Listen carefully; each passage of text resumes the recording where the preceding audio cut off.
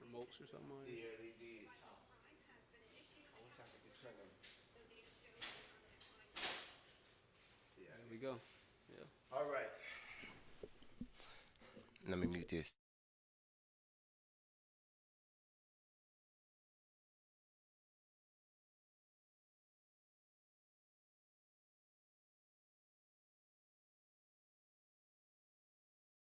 Do that. All right. Good afternoon. Thank you all so much for joining us. Listen, my name is Whitney Clark.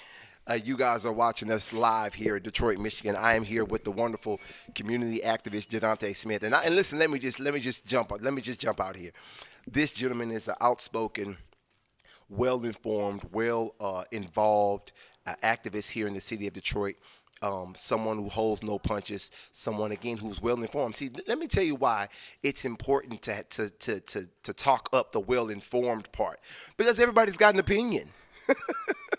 Everybody's got something to say, but not everyone is sober minded enough to listen to both sides and try to find where the truth is, because we know it's somewhere in the middle. Yep. So, with that being said, thank you so much for being here, Mr. Jahdante Smith, Detroit, Michigan. How you feeling, brother? I'm feeling pretty good. I feel like I've had an interesting couple last days. Yes. I've been actually the last couple weeks. I feel like the political landscape we in, landscape in general, is very interesting. It's been an interesting summer. Yeah. Had a lot of stuff going on the entire 2025 year, and I think I'm excited, man. You've I'm always excited. got so much great stuff going on. You just had an exchange with a gentleman right here in the lobby, and I just said, man, I was trying to hurry up and get these cameras set up so I could ask you about that. What was that all about? So that was about Can you put that mic just a little bit closer if you can? Just twist it a little bit. Yeah. Perfect. So that was about CVI, crime, violence, and intervention in the city of Detroit. So I got a very, very, very strong stance on that. Please. Our police chief, Todd Bettison. I used to work with him when he was deputy chief. I met him on a different type of thing, but he's pretty much one of the spearheads behind crime, violence, and intervention. I advocated for them years ago, Yeah. maybe 3 years ago, before they got funding, helped them to get funding. And I've worked with a couple of different ones of the groups. I think it's like 7 groups or so. And I also do work with a group called Moses King Boots on the Ground. I've also been doing gun violence work through Church of Messiah, Silence of Violence, for years and years. Shout out to Pastor Barry. Yeah, and so well, I don't know about shout out right now. Okay, what's it? Oh my But God. I ain't gonna get into that right now. But so yeah, what happened with that situation with the guy we just talked to in the lobby was one of the CVIs. We've been having different discussions, and I said that I use the term profiteering because we see a lot of media attention around the victims when people get killed, and like we had the 4-year-old who got killed. I think Samir Grubbs. We had a 6-year-old who got killed, and they like parading these mothers and these family members on camera when they're like during the tragedy. But then once the cameras go off, I'm helping people like me without no budget, without this support, without all of the funding that they have, without the media attention. You don't never see me on media attention on the media talking about it. But like we have a lot of family members who are in need of getting those cases closed. We got a Yeah. lot of murderers still walking around the city. We got a lot of people who need psychological help. We got a lot of people who have lost Your breadwinner. position is that, and we won't Focus say, on the whole picture. your position is that maybe some of the CVI programs in the city only appear when it is, beneficial and makes sense, and when everybody's around. And what you're finding is that after the cameras are gone, there's a lot of work that's left on the table, and people like yourself are the ones that have to pick up the pieces. Yeah, specifically that. But I'm not even just blaming the CVIs. I'm blaming also the mayor. I'm blaming Mayor Mike Duggan. He for 12 years of him being the CEO of the city, he has not only focused on gun violence enough, and then the last 2 years he's only focused on the prevention of it. But then we got thousands of mothers, because we got 300 murders a year, thousands of mothers, family members, and victims who are left behind outside of that, and we got all these cases that are remaining unsolved. Yeah. I think no shade to Todd Peterson, but he's bragging. I think he said his closure rate is 62% for homicides, and that's recently. Yeah. For the last years before him, chiefs before him, like James White, specifically Craig. Craig was chief forever, and that closure rate was even worse. And then the amount of murders that have not been closed and the gap is so big. And I also say that it's not enough focus on those family members after, because it's like without that crime in the first place, you don't even have a CVI. Yeah. There's no need for it. Yeah. So we were like Boston. Boston, I think, had like less than 20 murders or something like that in 2024 or whatever.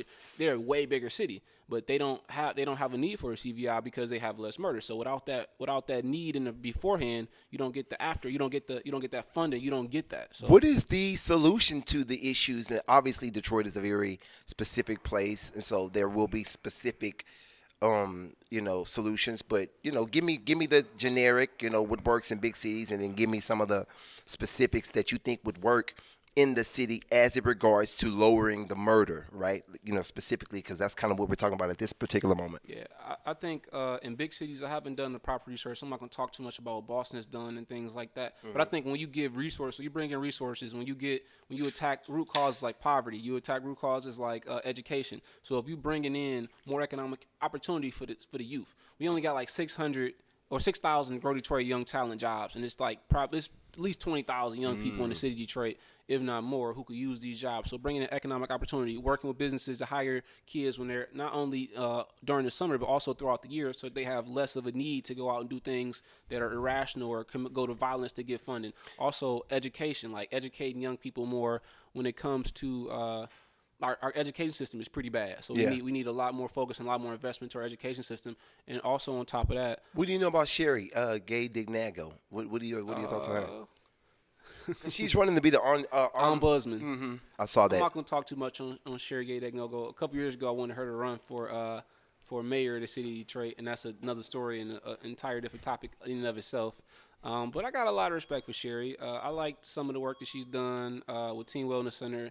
Some of the work that she's done as state rep, I believe, before. She did a lot of work to get Kwame Kilpatrick out of prison because he was severely over-sentenced. That was her thing for me, and I've always said that because, I've probably, like you, been critical of her at times, but you always have to point out the good things, and I really, really love. I'm not going to say I'm critical of her, but recently she's come out to support the mayor's run for governor, and I'm critical of that. That's what I'm critical of. But I think she's done a lot of good work advocating for the young people, too, when it comes to the school board. So I think she's done good work there. Yeah, I tried out for that vacancy at the school board. Did you hear about that? Yeah, I'm be honest. I don't think you ever had a shot because like that, those type of positions are very, very close to the vest, and they have these people who they want. And they like it's always a short list. And always. Well, the thing of it is, and I think you'll learn this about me if you haven't already. I think that when we put ourselves in those positions, we have, if nothing else, the opportunity to change the conversation. Yep. And so that's kind of why, back to what we were talking about a few moments ago, why I ran for city council. It's like, how do you ensure you can represent our interest? You know what I mean? There's only so much you can say from the sideline. You know what I mean? Yeah. And so my thing is always jumping in there. Like, what all you can say to me is no.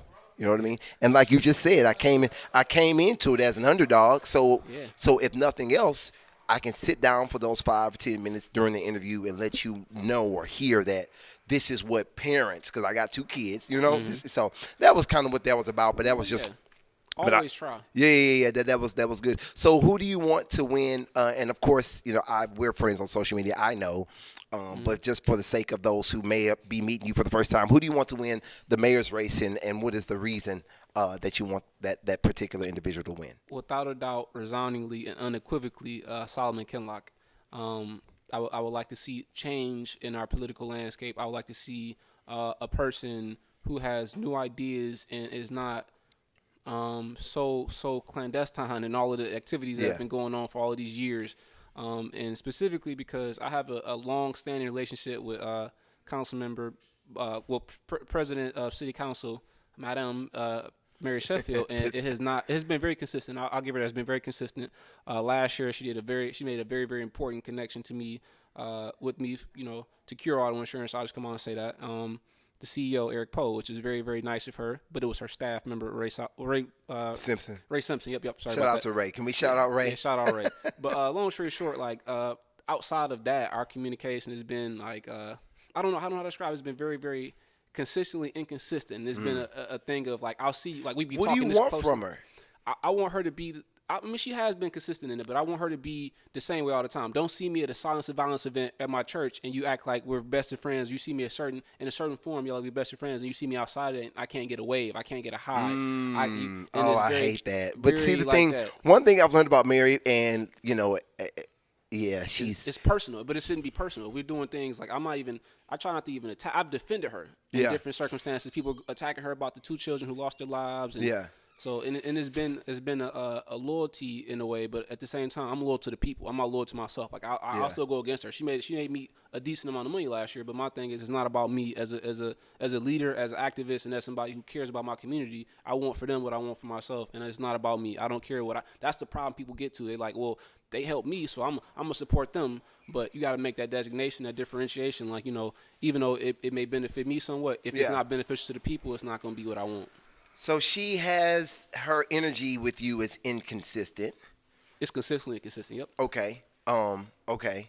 So let's talk a little bit more about what you believe Kinlock can accomplish, because you said bright ideas, and I'll kind of question you a little bit more before I kind of let you know where I'm at on it. Mm-hmm. And it's a reasonable position, at least that's what I think. But tell me more about what you think Kinlock can actually accomplish as pastor or as mayor, given the history of our city, given the corruption, given the way, like you say, like you just told me about the school board. It's like this is a clique, you know what I mean? So, and given that the Ministers Alliance, Supported. Yes. Yeah, so one of them. Oh yeah. So, what do you think this young man can actually accomplish coming in to a place like this? I think he has strong leadership. I think he's an outsider position away in an underdog, and I think he is not the favorite, which is what I like to see. Not just because that would be a unintelligent just stance to take, but I feel like Mary Sheffield has the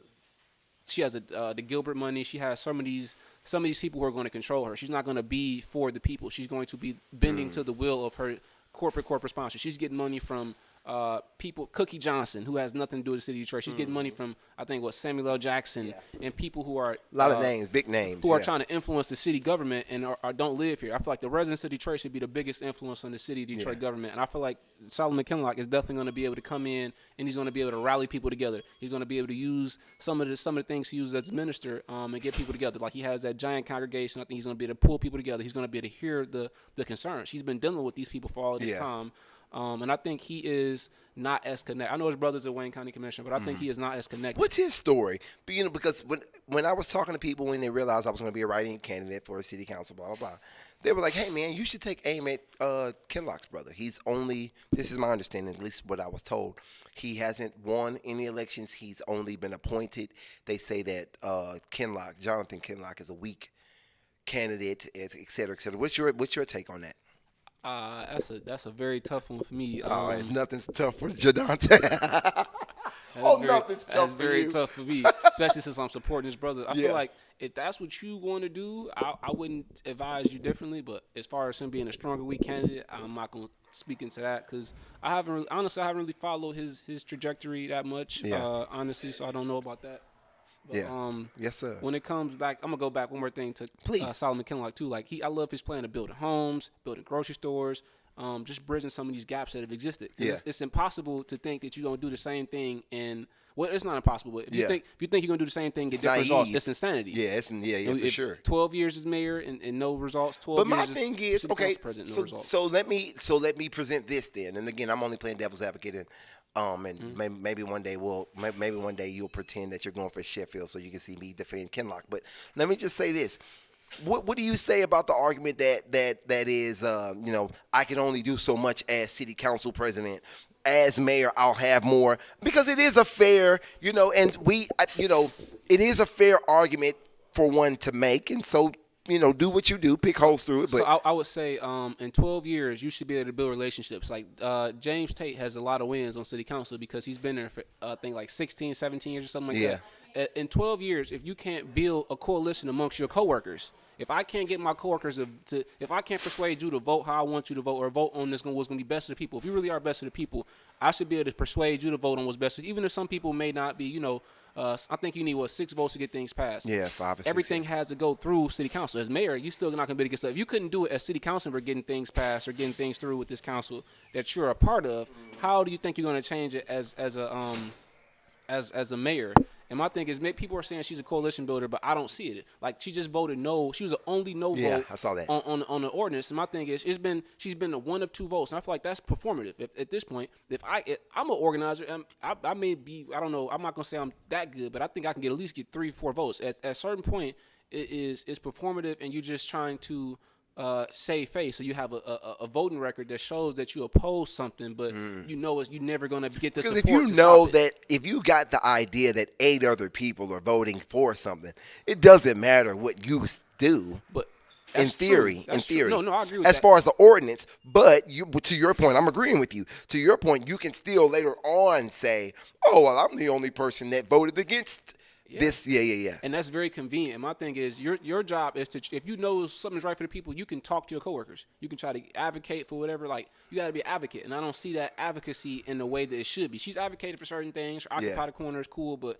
I when it comes down to it, the real work happens in those city council meetings, and those budgets, and those ordinances, and she's been losing that battle the entire time, in my opinion. She's got certain things. She's got a homelessness task force. I don't know what she's done with it. Yeah. I've reached out about it. I don't know what's happened with it. Yeah. The community benefits agreement, I don't know what's happened with it. Yeah. When they built people Little say that Caesars has Arena, no teeth on it. People say that you can't hold people accountable to it. when they built Little Caesars Arena, they hired not even close to 50% of black residents or black residents from Detroit, and they got away with it. They just paid the fine. So are you going? So, and again, I know you're not running for office, but let me put it to you. I dropped out. God is good. Wait, you were going commissioner. Police commissioner. District Why did 5. you stop? You believe in the other guy?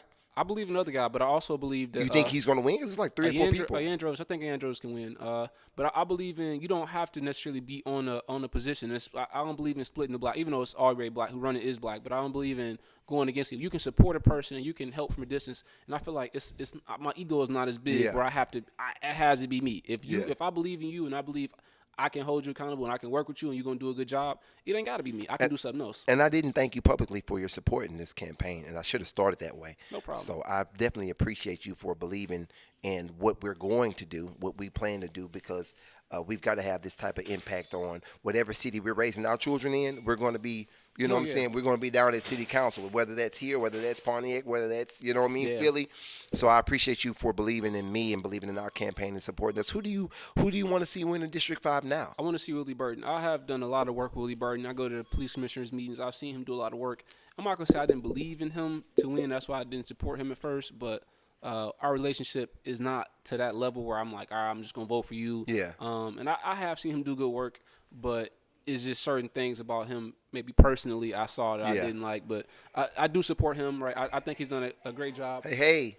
I think he's going to fight for the residents. I think he has some good support. I think he has good advisors around him, and I think he can help lead us forward with a lot of help. What do you know about Renata? Okay, wait. I want to move on. I want to go to Renata, obviously, but you said the biggest part at the end, with a lot of help. Well, we all need help. Yes, we all need help. But the gentleman just told me, as we were talking, he was like, you got to get your team together and you got to get your funding, like, because I do a lot of stuff. Yeah. But without help, you can only be so effective. Yeah. You only do so much. So you got to get that for and I'm saying that to say this, and I hope he sees this. I might even send it to him that I'm supporting him too. I want him to win. I think, and I think what you said, the help portion is going to be important. But one of the things that I've seen about him, even when we were opponents, is his just his professionalism and his willingness to take the help. Mm-hmm. His willingness to kind of see or kind of have an idea of where his weaknesses are, and for him to lean into you if he trusts that that's one of your strengths. So I respect that greatly about him, and I want to actually be a part of helping him to win. I want to go knock doors. I want to go and be a part of his campaign, and so hopefully we can, get together and support him in that regard. Tell me what you know about Renata, how you feel about her. Why wouldn't you want to support somebody like that in District 5? I learned a little bit about her. I don't want to like mudslinging, but I read the article about Willie Burton and Please, Renata. man, this is the election cycle. This is the time for mudslinging. I'm not trying to muscle nobody. I'm messing with you. People call me, that's my title. Damn, people just think I'm muscling everybody, but I don't think that. I think she kind of popped up out of nowhere. I haven't seen her. I haven't seen her body of work. I don't know what she's done, and also I just have seen some bad things in the media about her, like even though it's the same type of thing they've done to Solomon Kinlock, but even her recent antics, like on the she is splitting up the Indian Village neighborhood. I just come on and say that she's splitting it up. She has her own. She's on HOA there, and they made a new one because they're saying she's homophobic and she's discriminatory to certain residents in that community. And that community is very liberal. Yeah. And so for you to come in and split this community up, and you haven't been there for that long, and it's just a bit unnecessary. And I feel like as a city council president, if you're doing it as a HOA with that amount of power, how can you fix the district if you can't fix your neighborhood? You got to be unifying, and you're dividing. So I think that's the issue there. And I don't know. I've met her one time, and I don't know. I'm not gonna say she was disingenuous or anything like that. Didn't give you a good feeling. No, I'm not saying that she didn't give me a good feeling, but Okay. I'm just saying like it wasn't like I don't. Yeah. I don't know. I think and then she also played off of her opponent being a police commissioner. She was like, "Oh, I want to defund the police," and it was just like that's performative. You do for a second, I was like, I like her. But then I thought about it. I was like, she's only doing that because her opponent is so staunch against the police. Yeah. And it was like this room was full of police, but it was still like you doing this to get some support and behind your opponent because you know that's what he stands for. Yeah. That's what he's built in his reputation from his body of work. Let me ask you this quick pivot. Do you think that Mayor Mike Duggan has a chance to be the governor? What would have to take place in order for him to have a successful campaign as an independent? Do you think that could happen? I would say the 150 clergy members, whoever you may be, who support him from the city of Detroit who are black, shame on you. You are despicable people. And I'm just going to come out and say it. You shouldn't be pastors. Yeah. You're the reason why Detroit is working the way it's working. You got to balance your neighborhood. But I would say he does have a shot, unfortunately, because he's automatically on the ballot next November. He has all of these billionaire supporters. He has the Trump supporters. He has he's got people from all these other elected officials and former elected officials, especially like people like specifically people like the former mayor of River Rouge, Michael Bowser, who's super corrupt. I did some work down there. He's super corrupt. That police department was one of the most rampant crime-ridden police departments in the state. But long story short, I think he is a master manipulator, and he is also a very good person who is a very good person at puppeteering people. And I think he has a lot of dirt on people too. I just come on. So he has a lot of dirt on people, and he gathers his support through fear. He's a fearmonger, and I think his Trump connection, because for all of this time he was a Democrat, then he went independent, and now he's getting all these Trump supporters. I think he's trying to bridge. He's trying to find all the independents on both sides and unify. Yeah. So he has a shot, but I'm going to work as hard as I can to not see him there. Who you want to see win? That's a tough question. Because you got the Republican who we don't know. John James. James, and then you got Nesbitt, whatever his name is. He's a Republican. I wanted to see Garland Gilchrist win, but Garland Gilchrist has been very dismissive of me. I've been wanting to work with him, and because he's one of those cliques. There's a guy named Darrell Woods who I vehemently don't get along with, and also one named Teferi Brent who I don't get along with. And he's in that clique with them. And there's a couple other fake organizers he's around who I don't agree with. And I wanted to help him, but I don't think that his campaign is in the right place, in my opinion. And also, I like to see, at this point, Jocelyn Benson. That's going to be my pick. Oh, Jocelyn. Oh, because I've reached out to Garland, and he done cold shouldered me, and he in that clique, and he acting funny. And you know, it's like, you don't deserve my support. I met him at the Michigan Democratic Convention, and man, you know, there's a thing with us black brothers. You know what I mean? And no matter where you are, I mean, I've met people from Detroit, literally in the DR, and there is a greeting, a brotherhood greeting that we just are used to. Yeah. You know what I mean? Like, it doesn't matter. You be blood, Crip, it don't matter. Like, you know what I mean? Yeah. And he gave me a corporate C-suite handshake.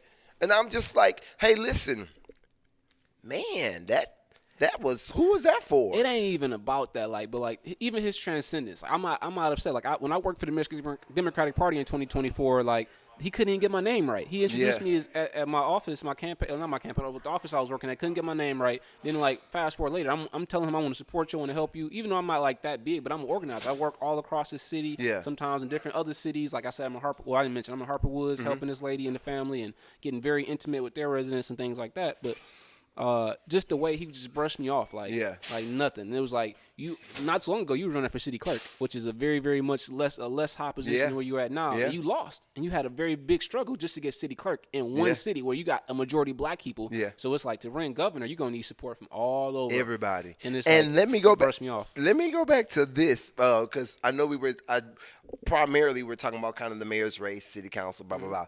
But I think. And I don't want to go too far because I'll fool around and sound like an advocate for for Mary. And I ain't, I don't do that until it's time. But she doesn't leave any stone unturned. You got to give her that. She's way more visible than Ken Locke. She's way, at least from what I've seen, and I've been out quite a bit. Social media can be deceiving. I'm talking about.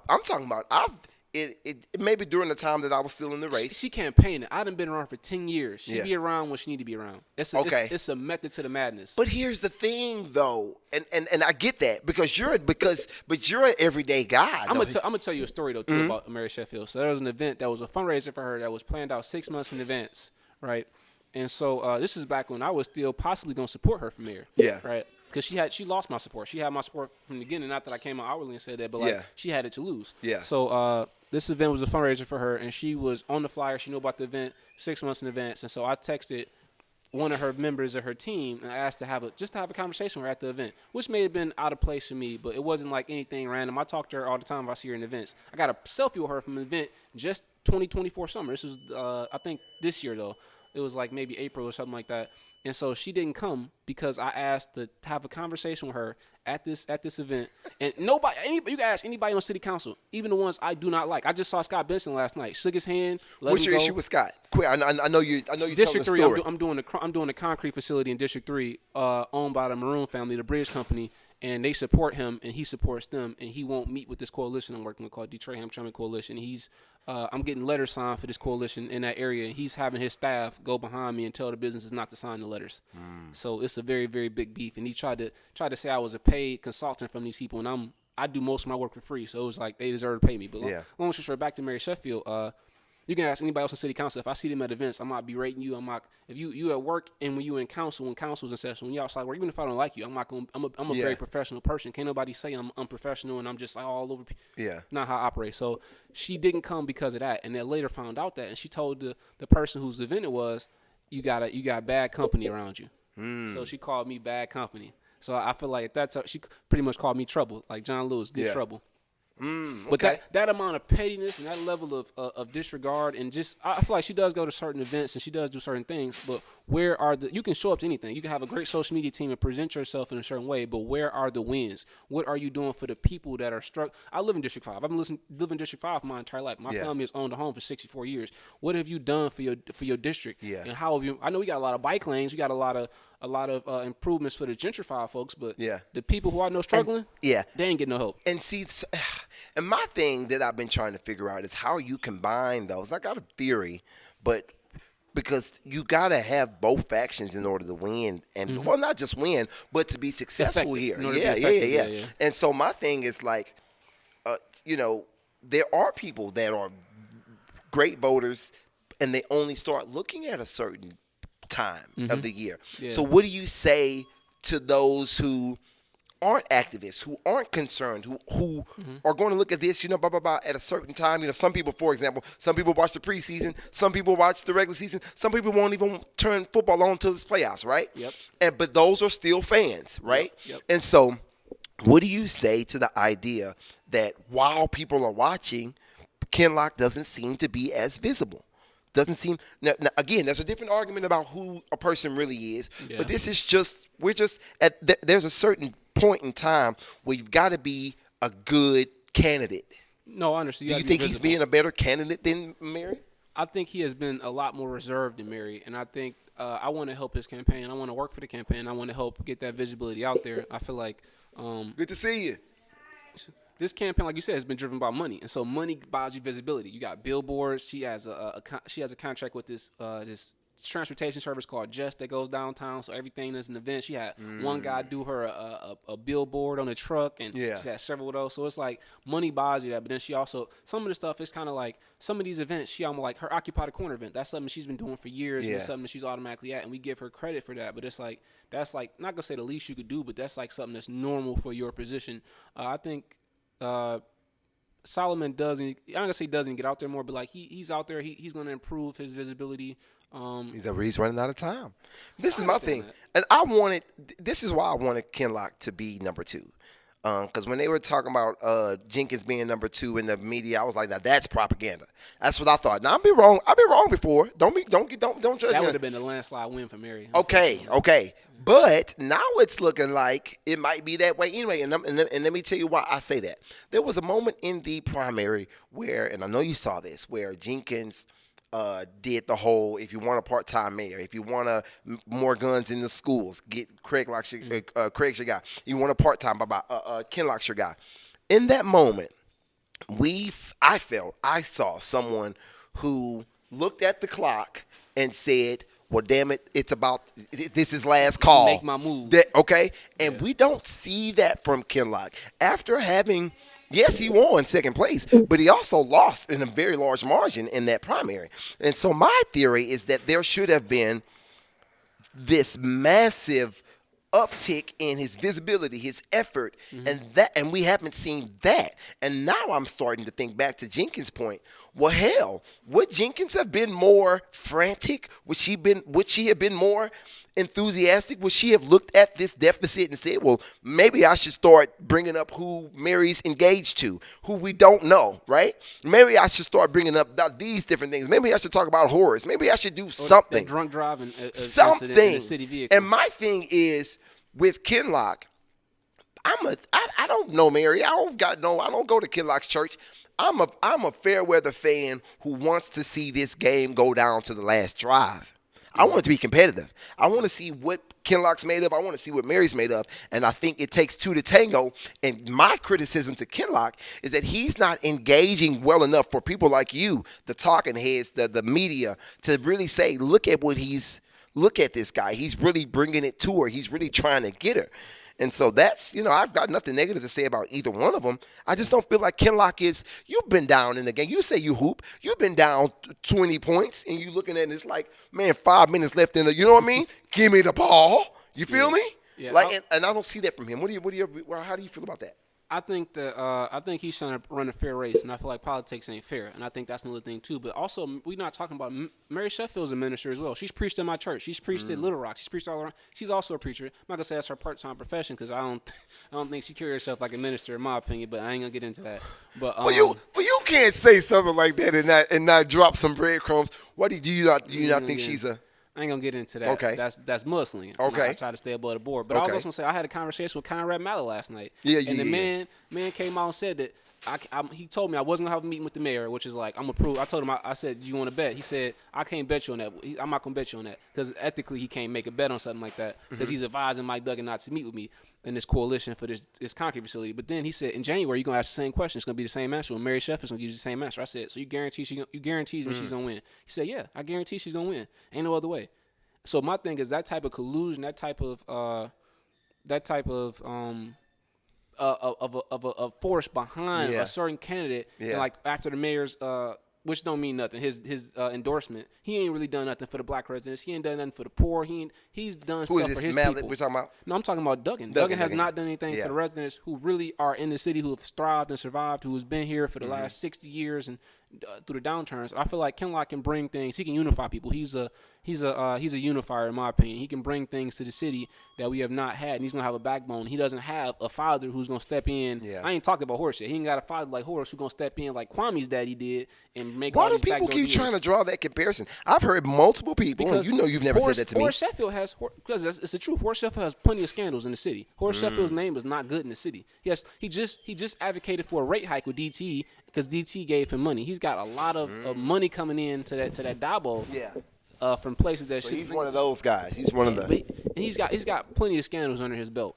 And people have said that they've made those comparisons. I didn't want to make it, but I've heard it from other people too. That wasn't even my first thing. I've heard it from other people too. People who are familiar with both, and they were like, they said on her. I went to Mary Sheffield. I went to Mary Sheffield and Kinlock, so I knew from the beginning. I knew they both would be the top two.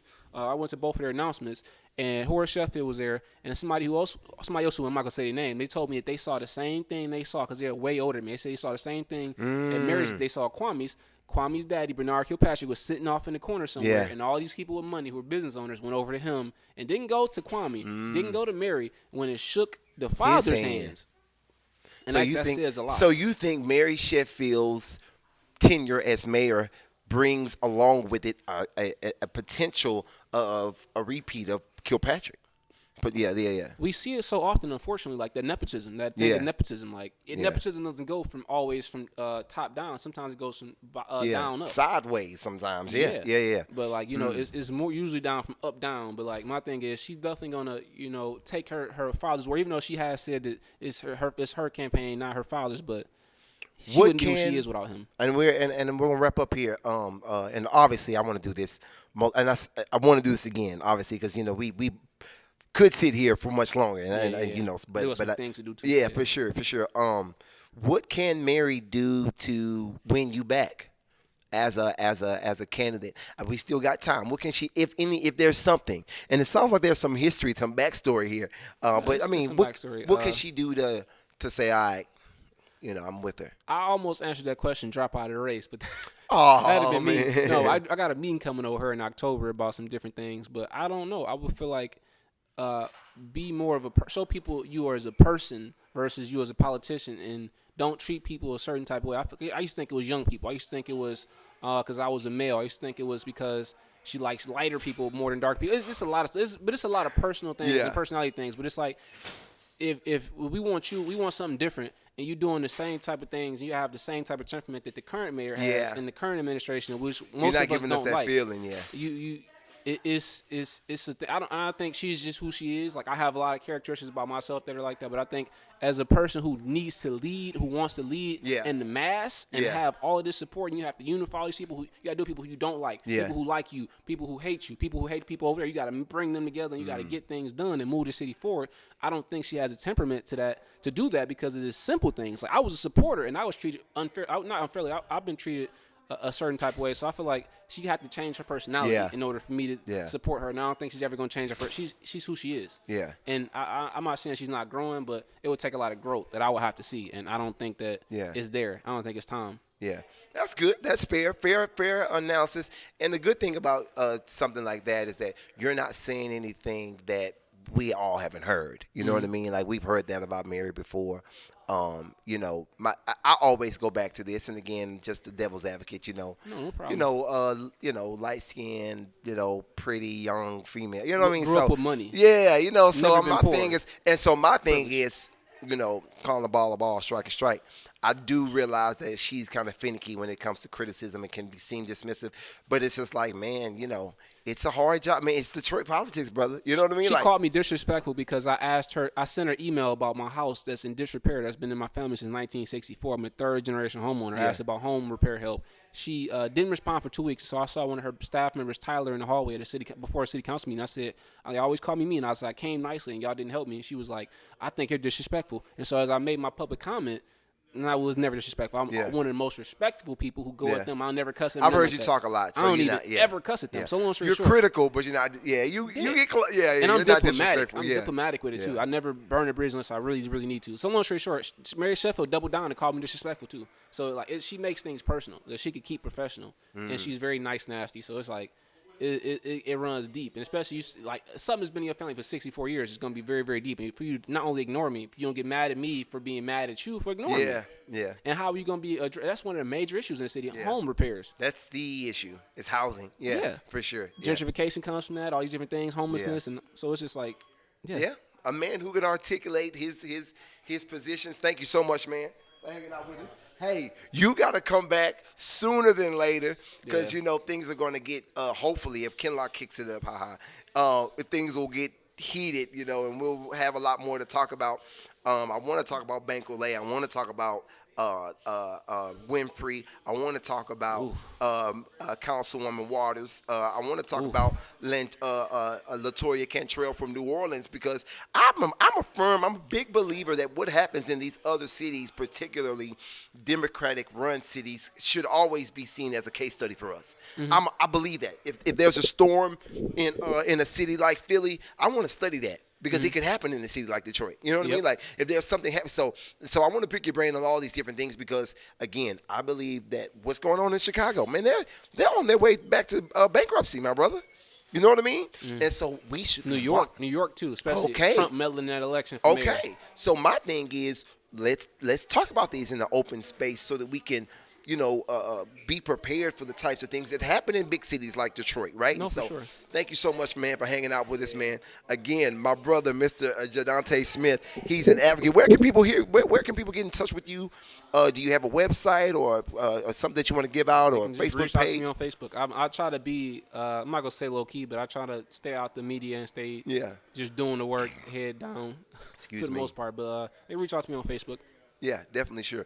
All right, you guys, and obviously, if you guys want to get in touch with this gentleman, you can definitely reach out to me, and I got his number. I'll connect you with him. Great young man.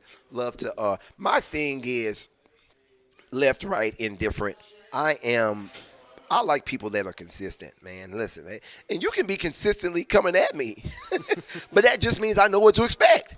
I know what to do now, right? I know, hell, this guy's coming. Let me get out the way, right? And so his consistency, is something that's really refreshing because, this city is the type of city where people have an opinion, but their personal experience will keep them from being able to see straight. And so I thank him for giving his viewpoint. Let me know what you guys think. Comment, subscribe. We're in a new age now, so you don't need to give me your money. All you got to do is subscribe and share and let people know we're having real conversations about real things that are going on that impact